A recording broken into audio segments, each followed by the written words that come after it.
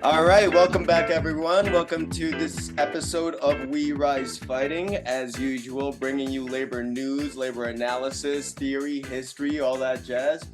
This time around, we're going to do a little bit of history here. We're going to record an interview we have with Ed Childs, a long-standing activist in the labor community. He's going to share some of the wisdom experiences that he's picked up during his struggle and experiences in the labor movement. And as usual, it's myself and Brian this time around, and of course, Ed Childs, how are you two? Doing great. Great. Yeah. Thanks, Rick. Okay, Brian, so can you give us a little background about Ed Childs, please? Okay, thanks, Rick. We're going to first start our show today. Last night, we lost a giant in the United States, Brother Saladin Muhammad, who was in the struggle for well over 50 years and contributed numerous contributions to labor in the revolutionary struggle. Brother Muhammad was a member of United Electrical Workers Local 150 in North Carolina, helped co-found that there, and also a national UE leader. And he also helped build Black Workers for Justice in North Carolina and other places in the South, and also was a foundational component and co-founder and leader of the Southern Workers Assembly based in North Carolina. But that assembly is all throughout the South. Of course, Brother Muhammad was also a father, a theorist, and a people scholar, and a revolutionary. And we want to start our show today with honoring him and send condolences and solidarity to his loved ones, and also letting his comrades know that we're going to continue this struggle until we win a people's world. So we dedicate our show today to Brother Muhammad. That's right. And we are honored here to have a leader similar to Brother Muhammad, Ed Childs. And Ed is Irish. He was born and raised in Boston, and he started working at Harvard University in his late teens, and soon became a leader in Unite Here Local 26, which was a merged local later on. The dining hall workers union there at Harvard.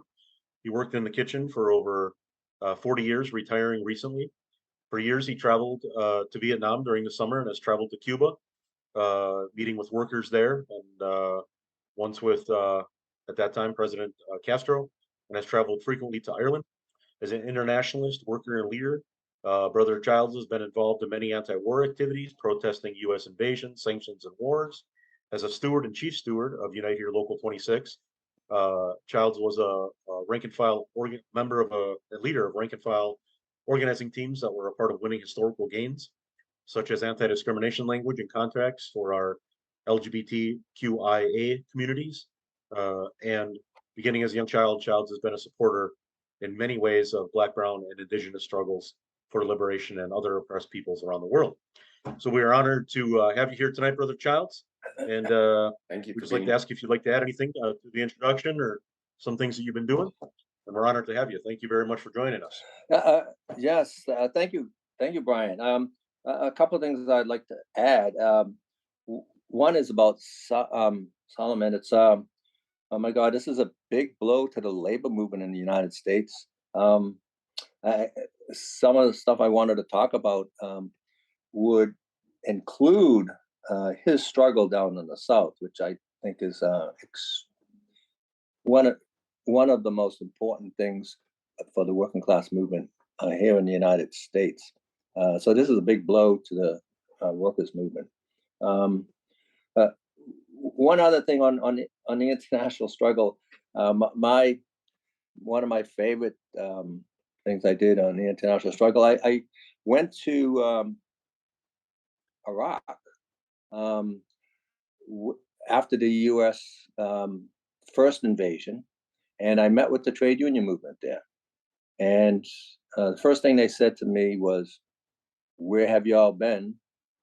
And because the trade union movement around the world had already been to Iraq to show support to the workers in Iraq against the sanctions and other things, except the United States of America.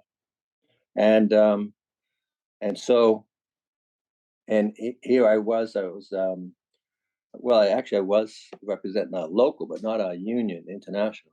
Um, so, so that was a big thing. And I met with all the top union leaders in Iraq, who, when the U.S.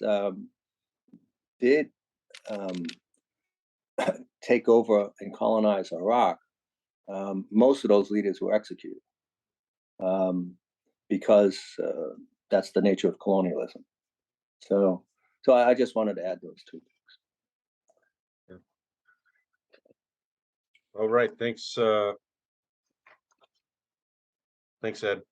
Um, Speaking of, perhaps we should start with that Southern Workers Assembly. You spent, I was there with you there in North Carolina in the summer of 2012, and we participated in some Southern Workers Assembly activities. In fact, getting some wins for UE Local 150 in Charlotte, North Carolina, among other advances. And we spent some time with the fighting leaders of UE 150, the Southern Workers Assembly, as well as many other workers down there. Would you like to describe some of your experiences? And in the past, you said that was an eye-opening experience for you, and taking a look at the U.S. South and the importance of the U.S. South. But your personal experience and why you feel that way? Yeah, the only place I had been down south before was in Virginia, and that was doing anti-war work a while back. And when we went to North Carolina, Charlotte, um, we I then got into the union movement because we were building a rally. We at the Democratic National Convention that was going to be there because, and the rally was to say to the Democrats, "Hey, you're doing Wall Street's work here. You there's a rule in the Democratic Party that they will not have their convention in a right to work state." And this was obviously an attack on that because North Carolina is a very big right to work state. Um, and they were just flaunting this against the workers' movement in the United States. So I went there and I was working with Unite Here down there and other unions and the communities down there. But it was being up in the North, mainly organizing here in Boston, Chicago, New York, even Baltimore. Um, it's nothing like in the South I experienced in North Carolina. The union movement is just holding on. The repression against the union movement and the community as a whole is very deep. We have no real strong foothold in the South. We were at a demonstration against the sanitation workers of Charlotte, and 6 workers showed up. It was a blatant attack against them, and 6 workers showed up.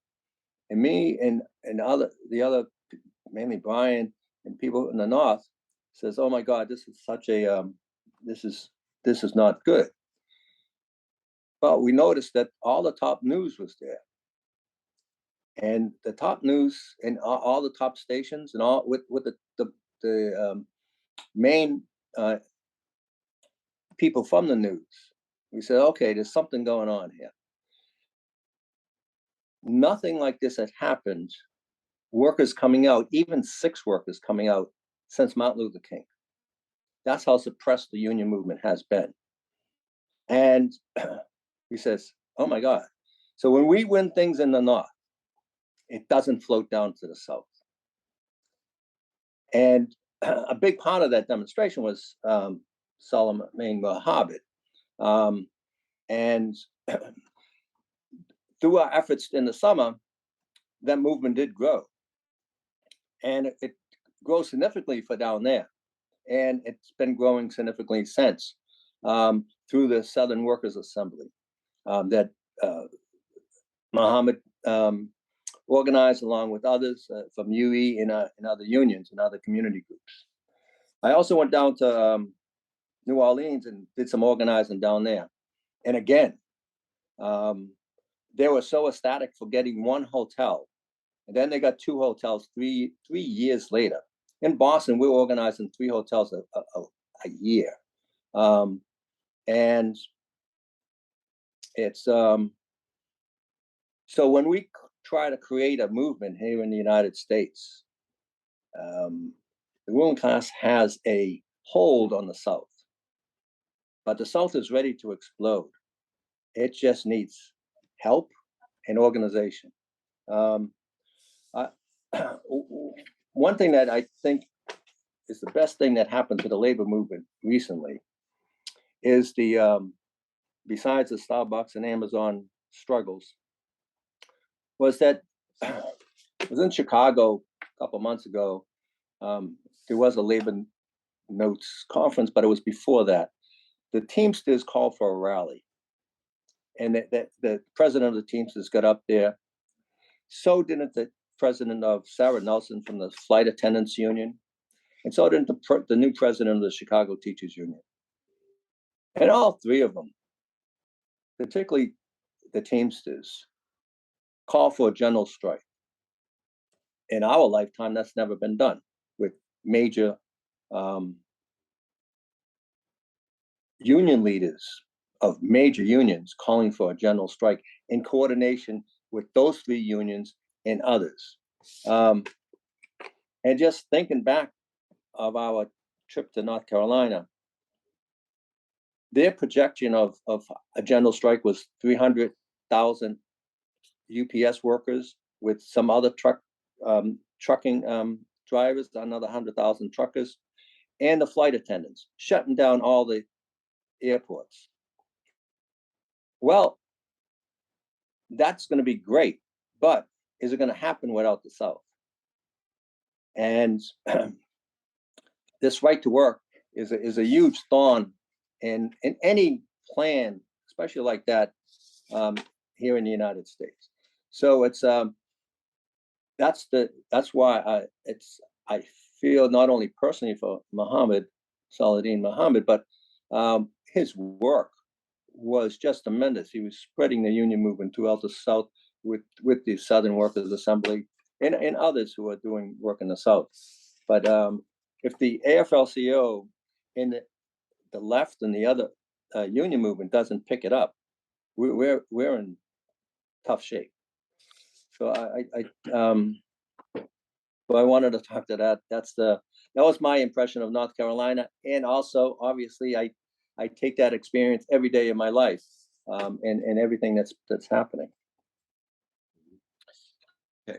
Ed, from hearing you a little bit, I was wondering if you knew of any or considered any particular industries or companies or anything in particular that was, I guess, particularly effective or right for organizing or strategic in the South, that we should either consider or extend our solidarity towards, or anything like that, or if you just have seen anything particularly effective in the South as far as labor organizing.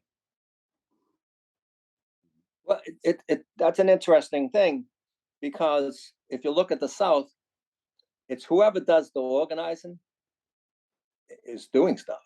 And they're having some big plants opening up, like the auto workers try to organize something, but failed. And some other unions took on some big projects, but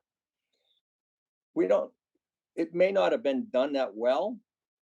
And that might be one reason it didn't happen.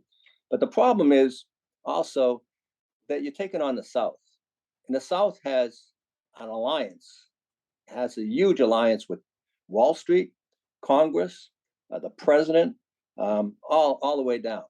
And I'm talking about the president. In our demonstration in North Carolina,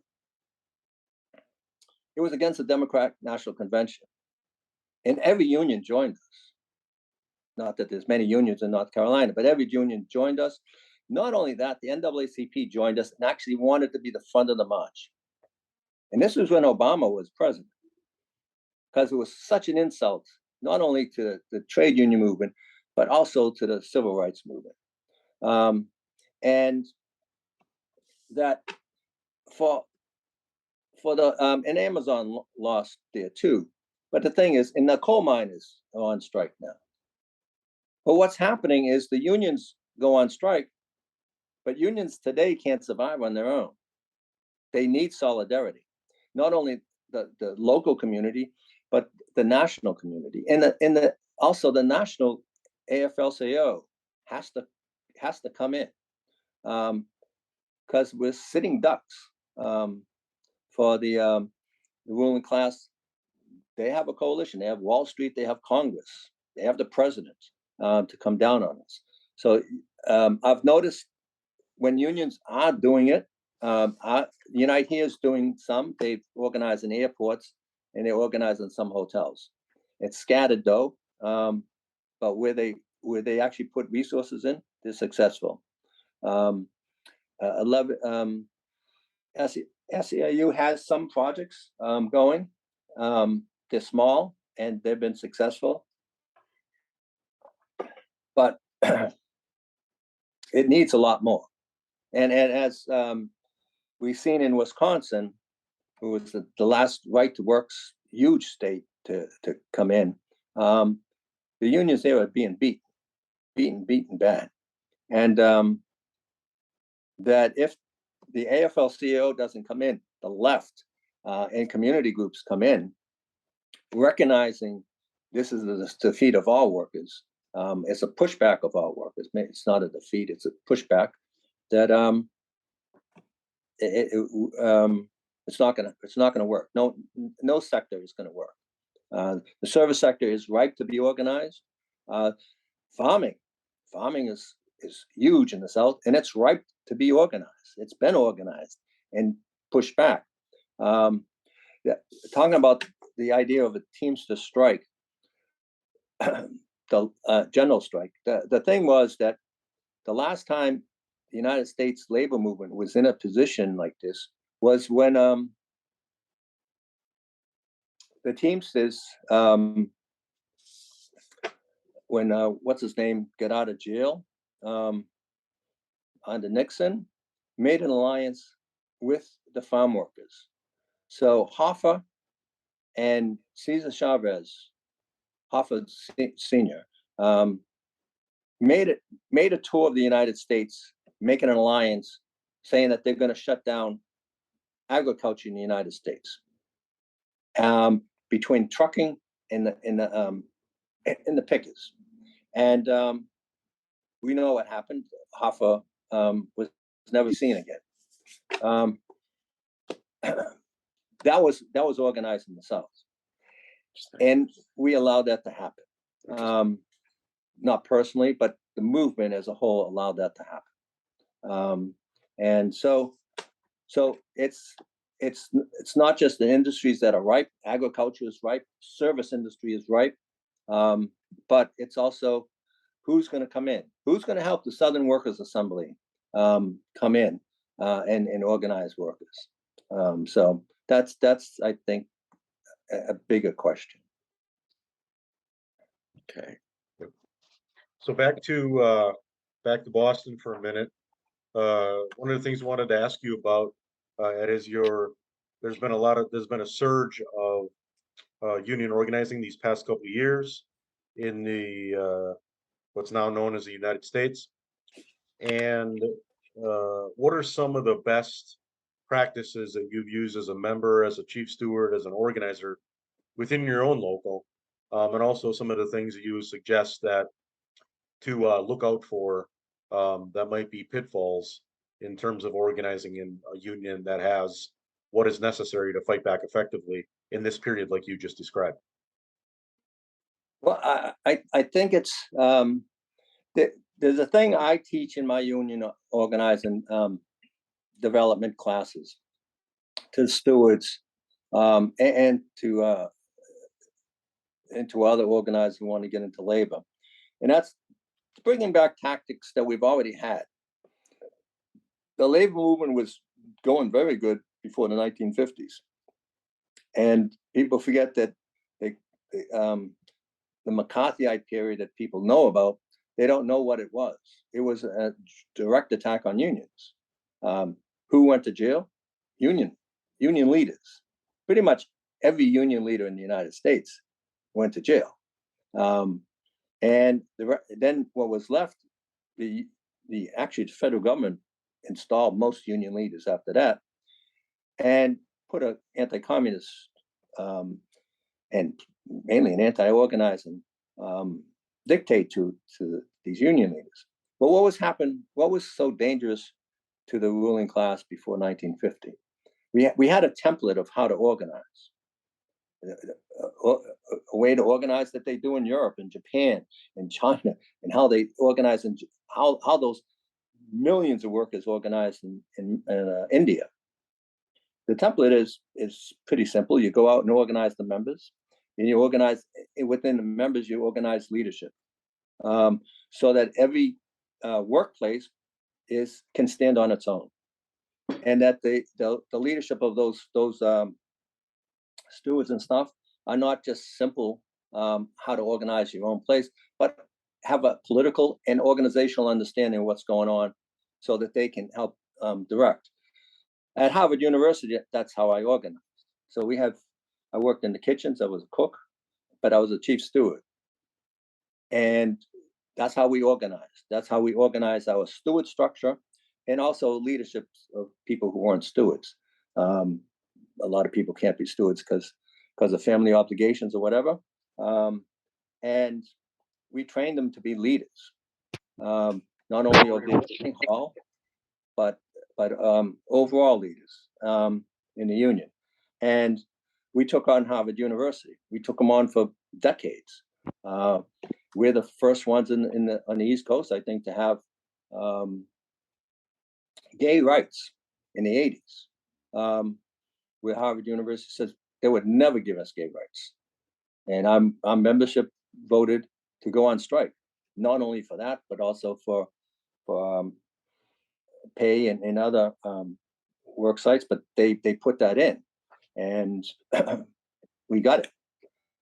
It was very telling that what we got in our contract, which said gay rights, they call it sexual orientation, rights would be only given to dining hall workers, nobody else on campus. And it wasn't. Only dining hall workers had gay rights. Students didn't, faculty didn't, the other unions didn't. It took a long time for the other unions to get it, but I'll tell you who didn't get it was the students.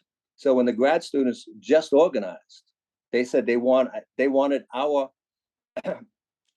language on gay rights, on women's rights, civil rights, discrimination in general, and Harvard refused to give it to them. They went on three-day strike, but they still weren't strong enough to get our language that we had fought for decades ago in their contract. They gave them money, they gave them everything, and we helped them out as much as we could. But it just shows organizing and what's important, not only for us, but what's important for them. And we had to explain to the grad students that, money's important to them, but more so division amongst us is much more important. As we see, that's when you actually go down south, that's what it is. It's not only money, but it's division. And so actually the last strike we had a over 3-week strike. They tried to take away our insurance. It provoked a strike. Our workers went on strike. They gave us our money. They gave us our insurance. And our workers said, you didn't give us trans rights in a more stronger discrimination clause. And the workers stayed on strike. To Harvard University was flabbergasted that we would stay out on strike. And we stayed out on the strike, and we won those demands. That's not because of the good nature of our workers. Our workers are general workers. It's the training, it's the understanding that they already had, and the understanding of their power. And this was at a time before a lot of the strike movement happened. It was 2016. In our last contract, we said we're going on strike, and Harvard gave up right away. And it was also just before the Unite Here national hotel strike happened. And all the top leadership came to Harvard to understand how we were doing this. And actually, a lot of our training was from the old Unite Here from decades ago training. And it was training that was done before the 1950s, before McCarthyism came in and destroyed the union movement organizing. And Unite Here took a year and a half to organize the hotels, and we had a national strike. We didn't penetrate the South. That was a huge problem that we had. We didn't really penetrate the South on that. And it wasn't just a strike that we put forward. The hotels, mainly Marriott, who now owns probably a third of all the hotels in the country, put forward that they were going to contract out all food service, and that would have laid off 1/3 of all members in the hotels, and that's what provoked the strike. But because of the organization, not only did we win that, stop them from doing that, but we won a lot more. And a significant thing that in the union was that women's rights are not really promoted in the union that much in this country. So we didn't have, and the women were demanding non-discrimination, non-sexual harassment clauses. So we went to other countries to find out what they were doing. And the top union leaders sent delegations from Brazil and France. And basically they did all our demands. We took demands from France and Brazil of what was happening. So it was a beautiful international collaboration that the press refused to put in, even though we had Brazilian and French workers with us. But it's something that the union movement has to learn, that we're not alone. We're not great. We're part of the international movement, and that if we don't, we're in trouble. So we're the least unionized in any major industrialized country in the world, and there's a reason for it. Basically, we just spelled it out. So just to go off on that is that who tried to revive it? We talked about Jimmy Hoffa a little bit, but we talked about in Cesar Chavez, really. He's the one that really pushed it, but it was Martin Luther King. And if you realize why Martin Luther King was killed, there was a number of reasons, but I would say one of the major reasons was that his last thing was to join the civil rights movement with the labor movement. And in the South, he organized sanitation workers in the South. And the AFL, he brought the AFL-CIO in. You see all the latest civil rights movement had all labor leaders in the front and workers behind them. That's right. And I would say that's why Wall Street called the White House and Congress and says, you got to get rid of him. So that's a need that we have to do. We have to carry on Martin Luther King. We have to carry on the union movement on an international basis. So that's the thing about what we did at Harvard. Yeah, thank you for really kind of bringing home the international part, because I'm still brewing on what you were saying about being, one of the first delegations from the U.S. to arrive at the first U.S. invasion of Iraq. And just wanted to pick your brain about that a little bit. International solidarity in times of war. Any particular experiences that were insightful during that? Any golden nuggets of wisdom for today's labor activists on what kind of solidarity we can extend and why? Yeah. Thank you. That is huge. It's part and parcel of the labor movement, I believe. And if we don't understand it, we're not going to go very far. I went there. I was there was a movement started by Workers' World and Ramsey Clark called the Sanctions Challenge movement, and the U.S. was sanctioning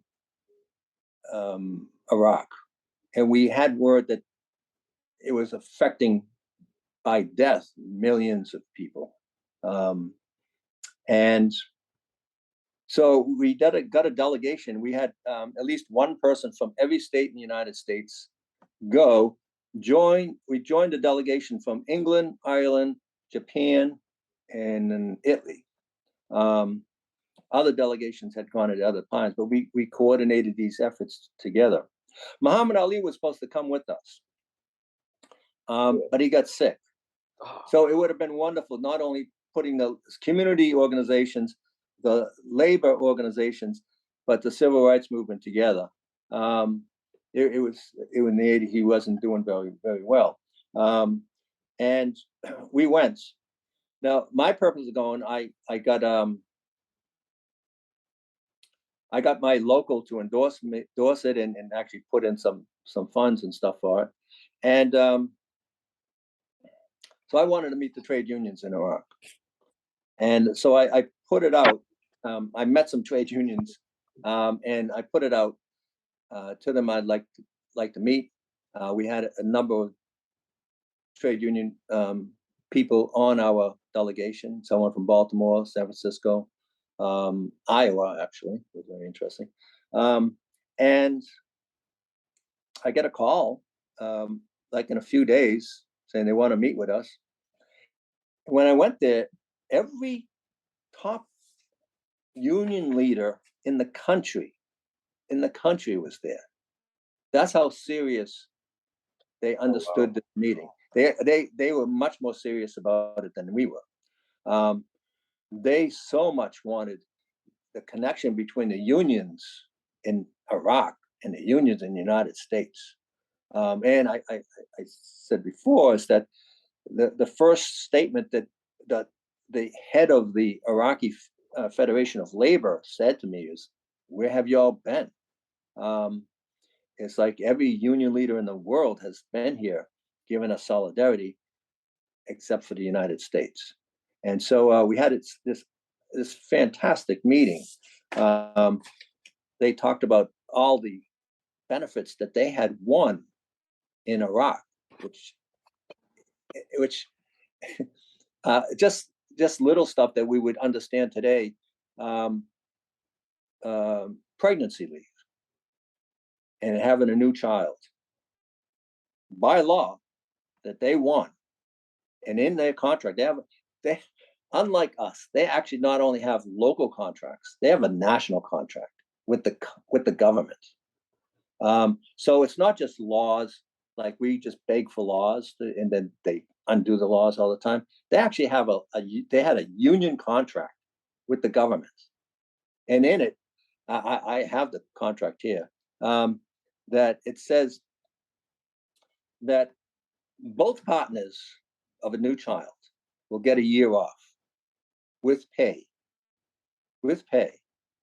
and when they go back to work, they will be given a raise for each child they have. That's in the national contract. Wow. And they said a lot of things like that. And then they said that we see the British planes and the U.S. planes, and they said the English planes are just because we used to be colonized by them, and they want a piece of the action. But we see the U.S. planes coming over.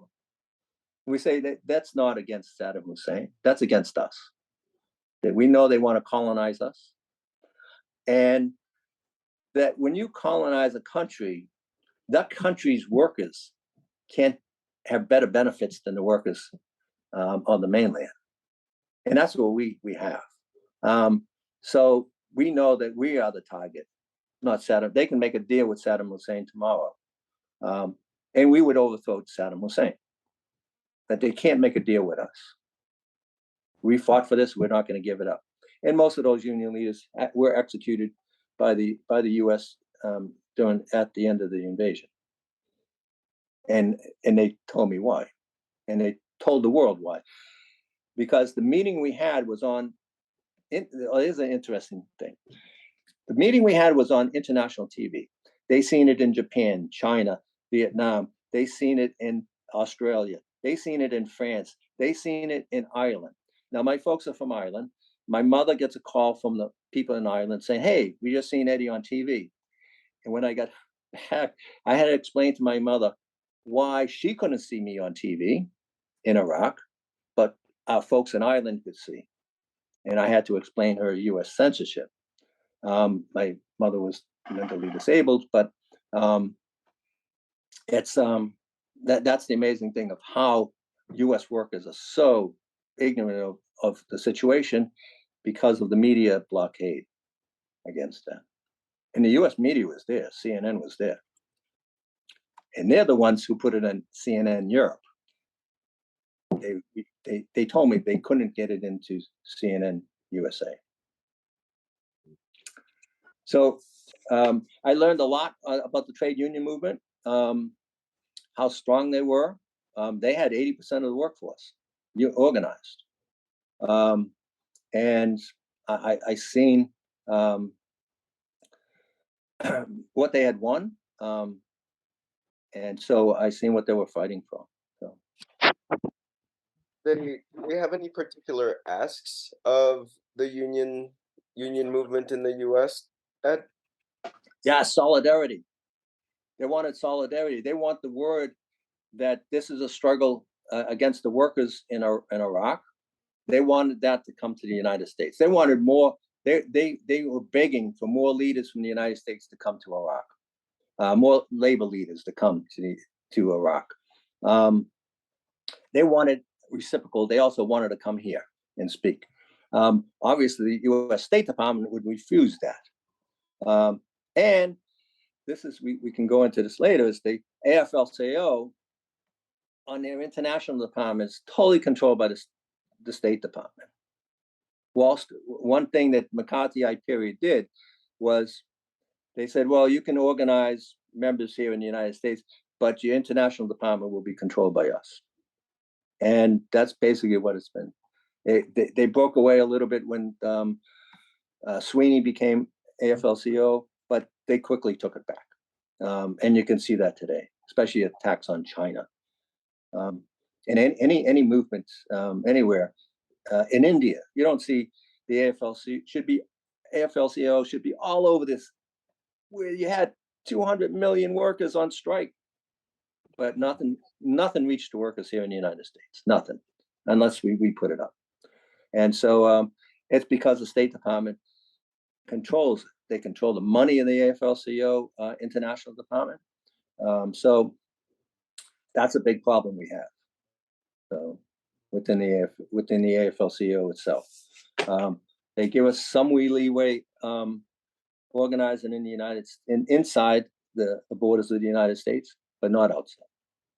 So what McCarthyism did is still going on here in the United States today. Yeah, man. Yeah, yeah, you think about U.S. labor history too, and it's like it's been a Cold War, it's been a Red Scare, it's been union busting, it's been, by stopping worker action by injunctions. It's been so many things, and then like we arrived to today at 2022, and the bosses are like, "Oh yeah, no, workers are just not interested in unions." Like, God damn, it's like you practically eradicated them and been trying to kick their asses for this many generations. But yeah, no, I'm glad with that you brought that up. Mm-hmm. It's more on that would be that how to overcome that. I mean, our issue is that yes, history is fine, but how to overcome it, where to go from today. And it's workers only learn, and they only learn through struggle. Some people can go to college and learn a little bit, but as a whole, the working class historically has only learned through struggle. And that's like you were saying, is they try to stifle any struggle we have, either through NLRB, whatever laws they can, right to work, whatever they can. It's to stifle struggles. They'll allow us into court to win something here or there, but they'll never allow us to have workers on the street, and without opposition. And so our object is to get workers out in the street. That's the only way we can learn. And when a union leader says, well, they can negotiate something, they'll get something at the table. No, they won't. They will get a bribe to say, hey, keep the workers quiet. We'll give you something. Nothing. Which they don't even do today. That's we don't even get crumbs today because they're on the attack. But if we don't get workers out on the street, the working class movement will learn nothing, and we'll be sitting ducks. And so that's the thing about Starbucks and Amazon today. Starbucks is fantastically in everybody's mind. It has changed the whole attitude of this country. Of now, vast majority of workers and young workers at that say they want to be union. But we got to get people out in the street. Here, particularly Boston, lots of Starbucks have been organized and they've been on strike. But we haven't been able to get either unions, community groups, whatever movement out there in mass to it. But we have to do that. We put out a call a couple of days ago to say, hey, let's get some national movement going around Starbucks and Amazon, because these workers are under attack. And all we get is like enthusiasm. We don't need enthusiasm only. We need people out in the street.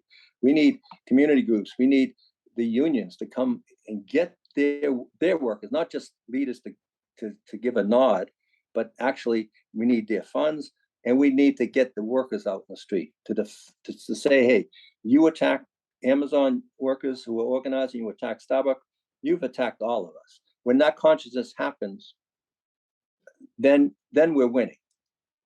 But that consciousness doesn't happen by talking. It happens by getting people out in the street. If you've been on a strike, you see, like my workers, when we had the strike and the workers stayed out for trans rights and discrimination rights, and people said, oh, you can do that because your membership is advanced. They're all radicals.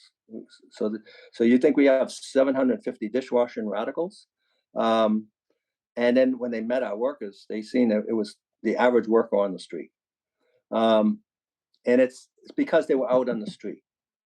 Once they got out on the street, when we got out on the street, our first day of strike, we started getting solidarity message. You know who gave us the first solidarity message? It was organized by the Palestinian students, the Palestinian trade union movement. Wow. First, our workers recognized that. We do have, the only thing that we have over other unions maybe is that 60% of our workers are immigrants. But all workers can do this. All workers can develop this conscience. You just get them out in the street. You can talk to workers for 10 years, but the day you get them out in the street, they understand. It's a phenomenon it's a world phenomenon. It's a phenomenon for our species. Yeah. So, Brother Ed, we would be remiss if we didn't talk about a little bit of Ireland and one leader from there. And we've already raised some of his contributions, which are many, but it seems you have, and Rick, really laid down some of his major contributions in terms of internationalism. And talking, of course, about the great Irish socialist leader and labor leader, James Connolly. who was executed by the British in 1916 after the Easter Rising.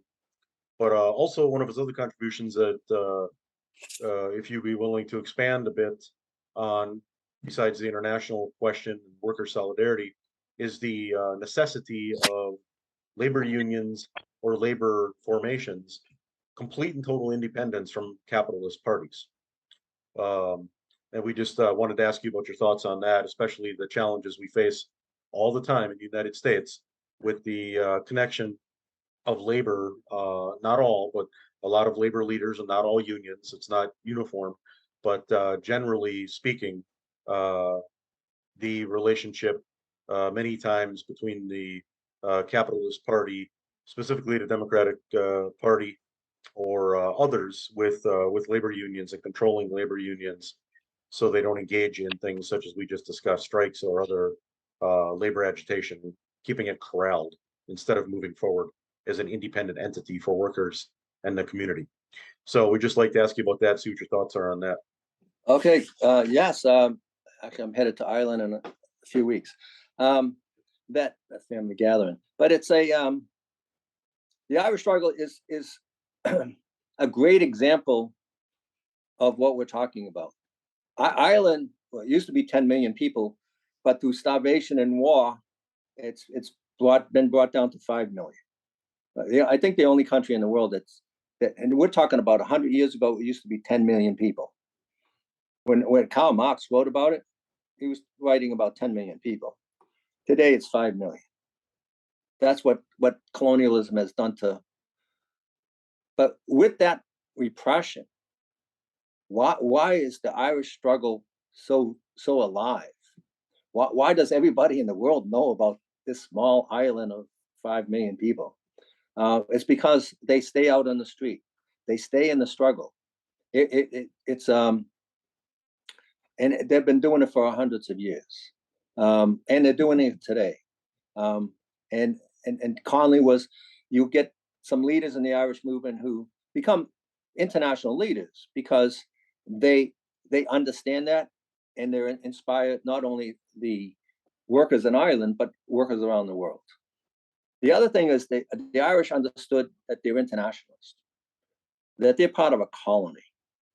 They have nothing to do with the English. They have nothing to do with any of the colonizing countries. So they don't take orders. They take solidarity, but they're not their allies. They understand the independence of their movement and not subordinate to any country, anybody else. Their trade union movement, when it was good, was totally independent, and the English pumped lots of money, and so did the U.S. pumped lots of money to try to stifle it. But people still hold on to Conley as independent movement, both in the trade union movement and the struggle on the street, and stay on the street. Once you're not on the street, you will be totally snubbed out by the colonialists.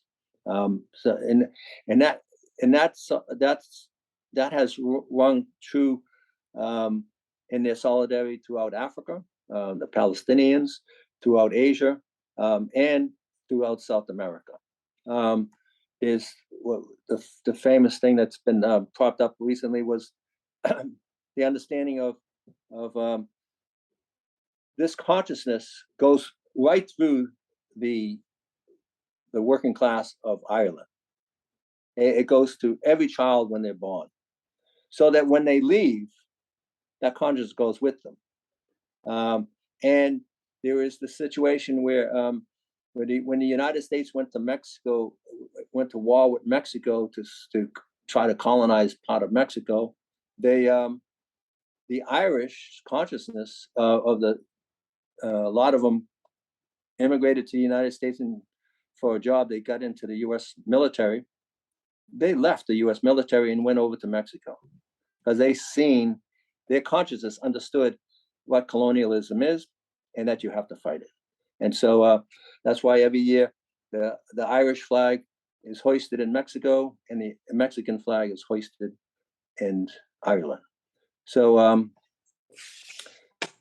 we just got to get, and that's why a lot of labor leaders were Irish. A lot of Irish, as a lot of immigrants, lose their consciousness because it's beaten out of them, especially after a generation.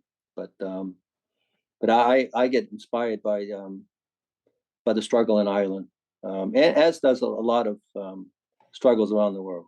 So, and when you go to Ireland, you see these wall murals all over Ireland, Belfast, Derry.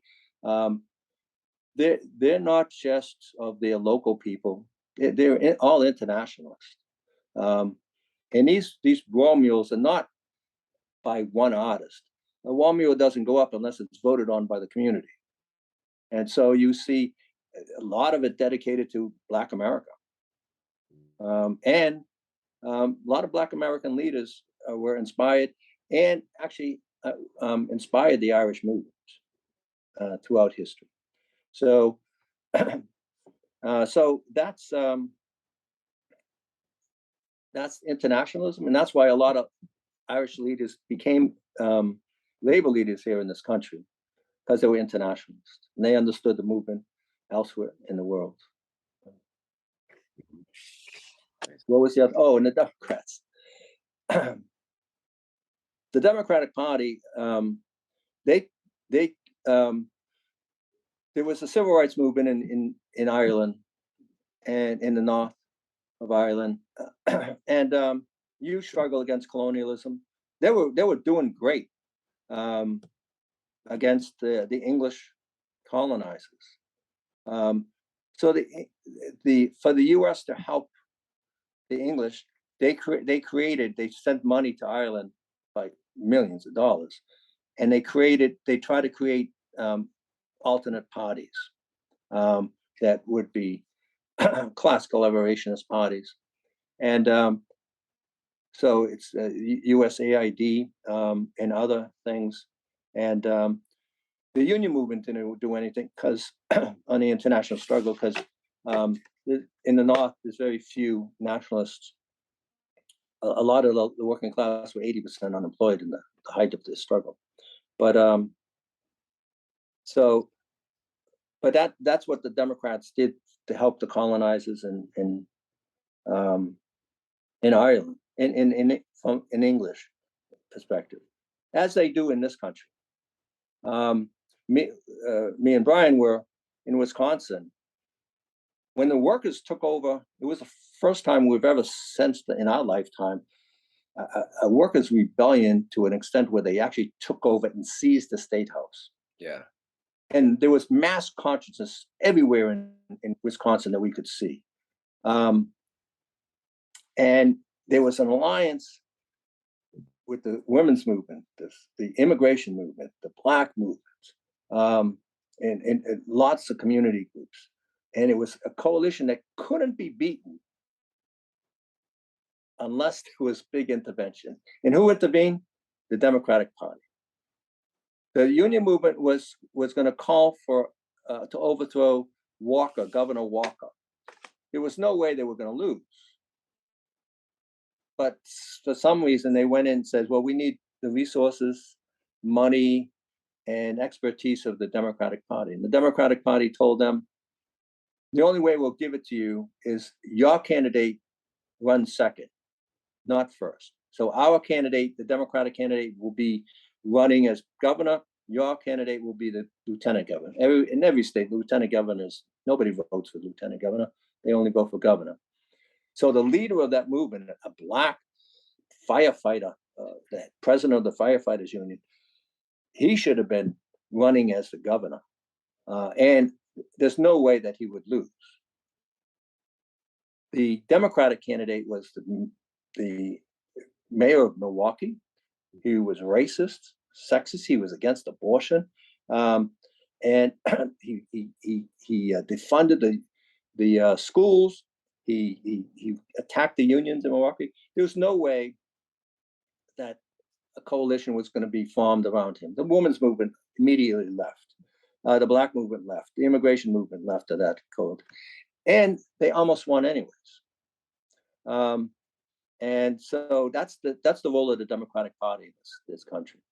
It's like they they've never advocated getting out in the street, which we've already talked about. It's the only way to develop consciousness in this country is for workers to get out in the street.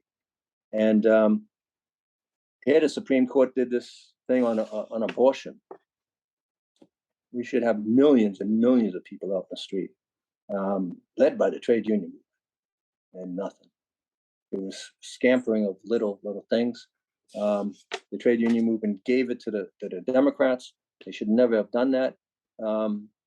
And our movement is in not in good condition, and they gave us an issue that we could have worked on, and made this huge alliance with the women's movement, and developed women leaders in our unions. And it wasn't done, and it was sabotaged by the Democratic Party intentionally. That's who they are. There's not one Democrat who there's some good people in there that will individually advocate stuff, but nobody's advocating getting out the street. And if they do, Congress will censor them. That's the role of the state as a whole, but it's also the Democratic Party. Okay, and final question for me, Ed. What do you see out there that's exciting for you as far as the labor movement and this younger generation of workers getting involved? What do you see that's exciting that you would like to kind of applaud or reinforce or say hell yeah? What do you see out there? Well, I say that the young people moving. The, the papers had a print that young people by far, in all their polls, want unionization. And it goes past between Democratic, Republican, Independent. It doesn't matter. They all want unionization. And the movement of Starbucks workers, Amazon workers, who youth-led, is a part of this. There's also there's other things. There's young immigrants movement. There's a TPS struggle going on, which gets no press whatsoever. But it's 400,000 workers, and most of them young. And so this is a movement that should be now gelled together to move this country, and they do everything to stop it. They Starbucks is attacking the union illegally everywhere. They're stopping. They're firing people. Once you take a vote, they fire. That's totally illegal. The president shakes hands with Starbucks workers one day, and Starbucks does this totally illegal thing, and nothing happens.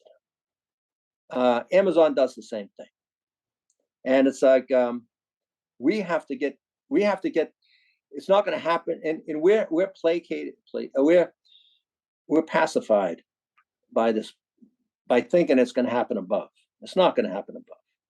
And if we don't get out in the street, even in small actions to start something, this youth movement that has tremendous potential is not going to go anywhere. And we can't allow that to happen. And I have a lot of faith in the youth. I've seen a lot of great young leaders emerge.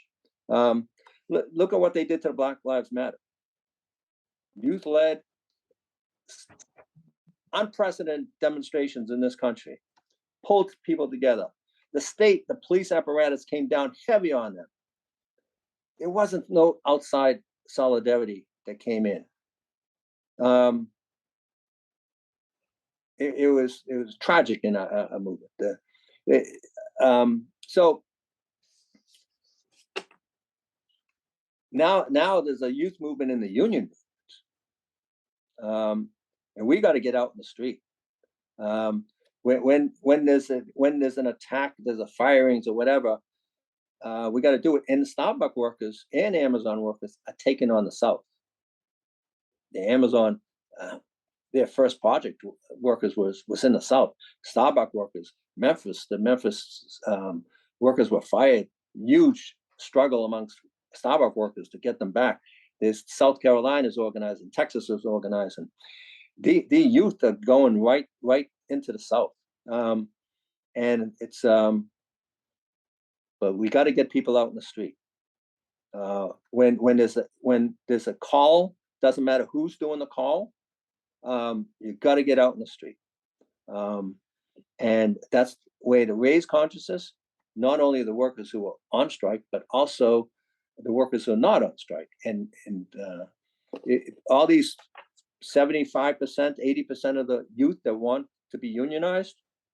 Well, okay, that's a long project, but a short project is getting them out in the street to support what's already here. And that's what the international movement is looking for. That's what the Indian workers, when I met with Indian workers, that's what they're looking for. Get out in the street. How come you're not out in the street? The French workers, get out in the street. So don't be placated by the Democratic Party. We have a huge case of inertia. My 70 years, we haven't been out in the street for very much. Black Lives Matter started to get, and people got out in the street. But when people talk about the police apparatus, and the Democrats and the Republicans, and it puts fear. We've got to overcome that fear, so get out in the street, and don't get out personally. Get out in a movement. When someone calls and you may not like them, I don't care. Get out in the street. You want to debate stuff? Good, debate it out in the street. So, and that's what we did, the anti-war movement. But we didn't debate enough because we didn't join with the civil rights movement. Could you imagine if the anti-war movement and the civil rights movement had joined together?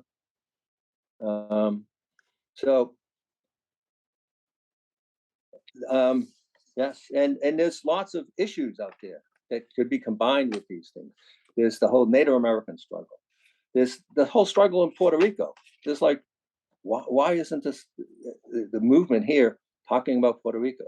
Not only the unions being subjugated to repression, the island as a whole, the war. The war is a big dividing. One thing in this country, we've seen that every time there's a movement, there's a war, and they say, "Oh, don't get out in the street. We got to fight a war." Yeah, we got to fight a war, but it's here. Ukraine is.